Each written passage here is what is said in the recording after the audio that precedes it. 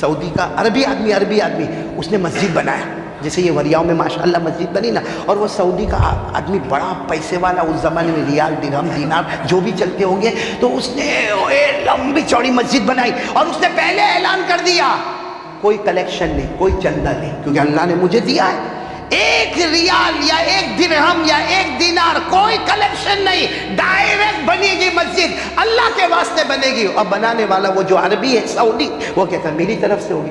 خیر مسجد بن گئی، بولو سبحان اللہ، اور نمازیں بھی شروع ہو گئی، بولو سبحان اللہ۔ ایک زمانے کے بعد وہ سعودی جس نے مسجد بنے نا، رات کو سویا تو خواب میں فرشتے آئے، اور فرشتوں نے کہا تم نے وہ اللہ کا گھر بنایا نا، جاؤ تمہاری جنت میں جاؤ۔ وہ خواب میں وہ سعودی کہتا کہ جب میں نے خواب دیکھا، اللہ اکبر، اتنی بڑی جنت، اتنی بڑی جنت، اتنی بڑی جنت، اور کہا چاروں طرف جنت کے جو دروازے نظر آوے تو سونے اور چاندی کے دروازے نظر آوے، وہاں کے جو کپ نظر آوے وہ بھی ڈائمنڈ کے کپ نظر آوے، ہیرے موتی جواہرات اور حورے اتنا۔ لیکن کہتا ہے کہ میں نے جنت کے کنارے پر ایک سونے کا دروازہ دیکھا اور پیچھے ایک شاندار محل دیکھا۔ یہ کہتے ہیں کہ میں وہ فرشتے مجھے جنت میں گھماتے گئے یہاں تک کہ وہ دروازے پر آ گیا، جو دروازہ کس کا بنا ہوا تھا؟ سونے کا، اور اس کے پیچھے محل تھا۔ تو میں نے فرشتوں کو کہا یہ دروازہ بھی کھولو، وہ محل بھی دیکھنا ہے۔ تو فرشتوں نے کہا وہ تمہارا نہیں ہے، وہ تمہارا؟ تو کہا یہ مسجد تو میں نے اکیلے نے بنائی ہے، تو جنت پوری میری ہونی چاہیے۔ کہا اکیلے نہیں بنائی ہے، وہ ایک عورت کا ہے۔ بولو کس کا ہے؟ عورت کا ہے، وہ بھی کالی عورت ہے، حبشی عورت ہے، وہ اس کا ہے۔ تو کہا لیکن میں نے اکیلے بنائی، بس آنکھ کھل گئی۔ ارے بولو آنکھ کھلی تو حیران ہوگا کہ میری جنت میں ایک سونے کا دروازہ اور اس کے پیچھے سونے کا محل، اور وہ میرا نہیں، کس کا ہے؟ اب اس نے سارے آرکیٹیکٹ کو جمع کیا، سارے کانٹریکٹر کو جمع کیا، سارے ڈیزائن والوں کو جمع کیا، کیونکہ پیسہ اللہ نے دیا تھا، سب کو جمع کیا اور کہا کہ بھائی کسی نے کوئی چندہ لیا تھا، کسی نے کوئی کلیکشن کیا تھا، کسی نے کسی سے صدقہ لیا تھا، کیونکہ مسجد تو میں نے بنائی ہے اور خواب میں نے جنت بھی دیکھا ہے، لیکن میری جنت کے قریب میں ایک سونے کا بہت شاندار محل ہے جس میں مجھے پاؤں بھی رکھنے کو نہیں ملا، معلوم ہوا کہ وہ میرا نہیں ہے۔ تو کسی نے کوئی چندہ، سب نے کہا نہیں حاجی صاحب آپ نے جیسے کہا ویسا، ہم کو پیسے کی کمی کہا تھی؟ آرکیٹیکٹ کہتا میرے کو فیس مل گئی، فلاں نے کہا میرے کو فیس مل گئی، کوئی ضرورت نہیں تھی۔ انہوں نے بہت کوشش کی تو پتہ چلا ایک مزدور کھڑا ہوا، کہا حاجی صاحب ایک چیز ہوئی ہے۔ کہا کیا؟ کہا میں مسجد میں پانی ڈالتا تھا، یعنی بالٹی لیتا تھا، بالٹی سمجھو نا، بکیٹ، وہ لیتا تھا اور کیا کرتا تھا؟ پانی ڈالنے کا کام۔ تو کہا وہ میری جو بکیٹ تھی نا، بکیٹ اس میں سوراخ ہو گیا تھا، تو اس میں پانی ٹپ ٹپ نیچے گرتا تھا، یعنی پانی میں لیتا تھا، وہاں جا کے ڈالتا تھا، لیکن راستے میں پانی ٹپ ٹپ گرتا تھا۔ تو ایک بکھارن عورت آئی، کالی عورت تھی، بکھارن تھی، وہ اچھی بالٹی لے کر آئی، اس نے آ کر مجھے اتنا کہا صرف کہ بھائی تو یہ جو پانی ڈالتا ہے اور اللہ کے گھر میں ڈالتا ہے اور راستے میں پانی ٹپ ٹپ ٹپکتا ہے، ایک کام کر میری بالٹی تو لے لے، تیری بالٹی مجھے دے دے۔ کہا بس میں نے وہ بالٹی لی تھی، اتنا ہوا ہے باقی، اور کہا معمولی بالٹی تھی کوئی۔ سعودی والے سمجھ گئے وہ اس کا ہی ہے۔ کیا کیا معلوم؟ کہا اس کو ڈھونڈو۔ کہا حاجی صاحب وہ کہاں ملے گی؟ خیر انہوں نے پھر انکوائری شروع کی، مل گئی، بولو سبحان اللہ وہ عورت۔ اب وہ عورت جب مل گئی تو حاجی صاحب نے سوچا کہ سودا کر لے وے، اس کو بالٹی کی جو قیمتیں دے دے وے، اس کے بدلے میں وہ جنت راتوں رات اپنی ہو جائے گی۔ بھائی وہ بالٹی کی وجہ سے ملی ہے نا، تو بالٹی کی قیمت دے دو، جنت لے لو۔ انہوں نے اس عورت کو بلایا اور کہا تم نے وہ بالٹی دی تھی؟ تو عورت نے کہا دی تھی، وہ چونکہ وہ ڈالتا تھا اس کی بالٹی ٹپکتی تھی، تو میں نے اپنی اچھی بالٹی اس کو دے دی، اور اس کی ڈول میں نے، بالٹی بولو ڈول بولو، میں نے لے لی۔ تو حاجی صاحب نے کہا وہ ڈول میرے کو خریدنا ہے، وہ ابھی ڈول تو ہے نہیں لیکن اس کی قیمت بول۔ اب کتنی قیمت ہوئے بھائی؟ 1 ریال، 5 ریال، 10 ریال۔ تو حاجی صاحب نے کہا میں 1 5 10 ریال کی بات نہیں کرتا، ڈائریکٹ 100۔ کتنے؟ وہ لے لے اور اللہ سے کہہ دے کہ جو ہوا تھا وہ اس کا بدلہ میرے کو دنیا میں مل گیا۔ تو اس نے کہا، عورت بھی بڑی ہوشیار تھی، کہا اتنے سستے میں تھوڑی دوں گی بالٹی، 100 ریال میں کوئی بالٹی دیتا ہے؟ تو حاجی صاحب نے کہا 100 ریال میں تو 100 بالٹی آ جاوے۔ کہا نہیں لیکن میری نہیں آوے۔ تو حاجی صاحب نے 200، پھر 300، پھر 400، پھر 500، اور وہ عورت نہ کرتے کراتے آخر میں حاجی صاحب نے کہا 1000 ریال فار 1 بکیٹ، ایک بالٹی کے لیے، ایک ڈول کے لیے کتنا؟ 1000۔ عورت نے نہیں بہت کم ہے، اتنا کم میں نہیں چلے۔ وہ حاجی صاحب جو سعودی والے تھوڑے غصے ہوئے، 1000 سے 2000 پہ گئے، 2000 سے 5000، آخر میں ان کا دماغ ایک دم خراب ہوا. کہا تو کیسی عورت ہے، 10,000، اب چاہے ریال ہوئے کہ درہم ہوئے کہ دینار ہوئے، جو کرنسی وہاں چلتی تھی، کہا 10,000 لے لے، اس کے بدلے میں ایک بالٹی دے دے، ایک ڈول دے دے. بہت کم ہے، اس میں نہیں چلے گا.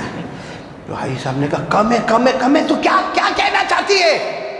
کہا حاجی صاحب جو خواب آپ نے دیکھا ہے وہ خواب میں نے بھی دیکھا ہے. تم پوری اپنی آفس دے دو، پوری ملکیت دے دو، پوری پراپرٹی دے دو، جنت کا سودا کوئی نہیں کرتا. جو خواب تم نے دیکھا ہے وہ خواب. تو آج یہ بچیوں نے اپنے مرحوم حاجی ابراہیم صالح جی کے لیے، یہ مرحوم کے ایصال ثواب میں یہ ہماری بچیوں نے جو کیا ہے، آج ہم بھی سینہ ٹھوک کر کہتے ہیں اللہ نے جنت میں ان کا بھی محل بنا دیا ہوگا.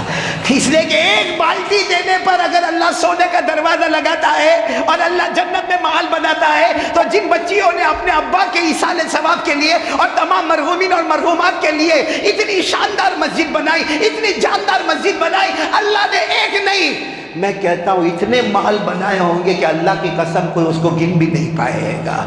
تو یہ جو ہمارے مرحوم ابراہیم صالح جی، ان کی بیٹیوں نے جو کام کیا ہے، میں تو کہتا ہوں اللہ کی قسم غلط نہیں ہوگا. اب جو میں حدیث سناؤں گا کہہ دو کہ اللہ نے ان کے لیے جنت کے راستے کھول دیے ہیں. بولو سبحان اللہ. جنت کو بچھا دیا ہے. بولو اللہ نے جنت کے باغوں کو کھول دیا ہے. اللہ نے جنت کی نہروں کو کھول دیا ہے. اللہ نے جنت کے پھل اور فروٹ کو کھول دیا ہے. اللہ نے ان بیٹیوں کے لیے جنہوں نے اپنے ابا کے ایصال ثواب کے لیے اتنی بڑی قربانی دی ہے، انشاءاللہ قیامت میں اٹھیں گے، نبی کا چہرہ دیکھتے ہوئے جنت میں چلے جائیں گے. بولو سبحان اللہ. کیونکہ میں آپ کو ایک بات بتاؤں، مسجد نبوی میں، جب مسجد نبوی تھی مدینے میں، تو اس زمانے میں الیکٹرک ڈپارٹمنٹ تو تھا، ارے بولو تھا، لائٹ وائٹ. تو یہاں ہم دیکھ رہے ہو، میں تو ابھی امامت کے لیے کھڑا ہوا تو اوپر دیکھا، ہاں میرے اوپر بھی ریڈ سگنل ہے. یعنی کیا خوبصورت مسجد، ماشاءاللہ بولو نا ماشاءاللہ. یعنی مسجد میں آنے کے بعد یہ نہیں لگتا کہ وی آر انٹرنگ ان وریاؤ، ایسا لگتا ہے کہ ہم کہیں مکہ میں آ گئے، کہ مدینہ میں آ گئے، کوئی سعودی کنٹری میں آ گئے، کہیں ریاض میں آ گئے، کہیں دمام میں آ گئے، کہیں دبئی میں آ گئے. ایسا لگتا ماشاءاللہ اتنی شاندار اور جاندار مسجد بنی ہے. تو میں کہہ رہا تھا کہ مسجد نبوی میں بولو لائٹ نہیں. تو صحابہ کرام کیا کرتے تھے، مطلب کچھ صحابہ کی ذمہ داری تھی، وہ کھجور کی چھالیں لاتے تھے اور ایسے ہی وہ چھپر کے ساتھ لٹکاتے تھے اور اس کو جلاتے تھے. اب وہ کھجور کی چھالیں کبھی جلے کبھی بجھے، کبھی جلے کبھی ادھر لائٹ ہوئے تو ادھر لائٹ نہیں، کبھی مڈل میں لائٹ ہے تو پیچھے لائٹ نہیں، پھر اس کو واپس جا کر کوئی جلا دے تو پھر والا، مطلب یہ جلانا بجھانا کھجور کی چھالوں کو لٹکانا، یہ کام چل رہا تھا. ایک بڑی عمر کے صحابی، تقریباً 60-65 سال کے صحابی، جن کا نام ہے حضرت تمیم. نام بولو تمیم. ہمارے یہاں نام شاید رکھا نہ رکھا ہو، تمیم بہت پیارا نام ہے تمیم. وہ شام گئے اور وہ بزنس کے واسطے گئے، بھائی ان کا کاروبار تھا، اللہ سب کے کاروبار میں برکت دے. وہ وہاں شام گئے تو وہاں شام کے بازار میں انہوں نے چھوٹی چھوٹی بتیاں دیکھی، جس کو ہم لالٹین کہتے ہیں. لیکن وہ کیسے معلوم، ایسا نیچے تیل ہے اور اوپر یوں بتی جل رہی ہے، نیچے تیل ہے اور اوپر بتی جل، وہ مٹی کا کچھ پیالے جیسا بنا ہے اور اس کے اوپر تیل ہے اور تیل کے اوپر انہوں نے دیکھا کہ ہاں اس سے تو بڑا اجالا ہوتا. ان کے جو بزنس کے لیے جو اونٹ لے کر گئے تھے، ایک پورا اونٹ اسی سے بھر دیا، یہ لالٹین سے پورا اونٹ بھر دیا. آئے اور مسجد نبوی میں سب جگہ لگا دیا. بس مسجد نبوی میں لگا کے جیسے سب لوگ مغرب میں آ گئے، جیسے آج کیسے مغرب میں آ گئے، ویسے وہاں صحابہ کرام بیٹھ گئے اور خوب لائٹ چمک روشنی اجالا. اتنے میں حضرت بلال نے اذان دی، اللہ اکبر جب حضرت بلال رضی اللہ تعالیٰ عنہ نے اذان دی، ہمارے نبی آ رہے ہیں. ہمارے نبی نے دور سے دیکھا کہ مسجد نبوی میں اتنا اجالا، ہمارے نبی کی آنکھوں میں آنسو قریب آئے اور آ کر کہا، کس نے میرے اللہ کے گھر میں اجالا کر دیا، کس نے میرے اللہ کے گھر کو روشن کر دیا، کس نے میرے پروردگار کے گھر کو اتنا چمکا دیا. اب جب آئے سب خاموش، ارے کس نے یہ روشنی، ہم اگر ہوتے وہاں پہ تو کھڑا ہوتا. شروع کا 1 لاکھ میں نے دیا تھا. حضرت تمیم وہاں بیٹھے اور ان کے آنکھوں میں بھی آنسو ہے. سب نے کہا وہ تمیم جو بیٹھے، ہمارے نبی نے فرمایا آؤ تمیم ادھر آؤ، تمیم ادھر آؤ. جب وہ تمیم قریب آئے، وہاں مسجد نبوی میں اذان ہو رہی ہے، اذان ہو رہی، اذان مکمل ہوئی، اذان مکمل ہونے کے بعد مغرب کی جماعت کھڑی ہونے والی، لیکن کوئی مغرب کی جماعت کھڑی نہیں ہو رہی۔ ہمارے نبی نے حضرت تمیم کو بلایا اور کہا تمیم تم نے میرے اللہ کے گھر کو اجالا دے دیا، مسجد نبوی میں روشنی کر دی، تم نے اللہ کے گھر کو چمکا دیا۔ ہمارے نبی کی آنکھوں میں آنسو تھے کہ اس وقت میری بیٹی کوئی میری بیٹی شادی کے لیے نہیں ہے، اگر میری بیٹی فاطمہ بھی نہیں ہے، رقیہ بھی نہیں ہے، زینب بھی نہیں ہے، ام کلثوم بھی نہیں، سب اپنے گھروں میں ہے۔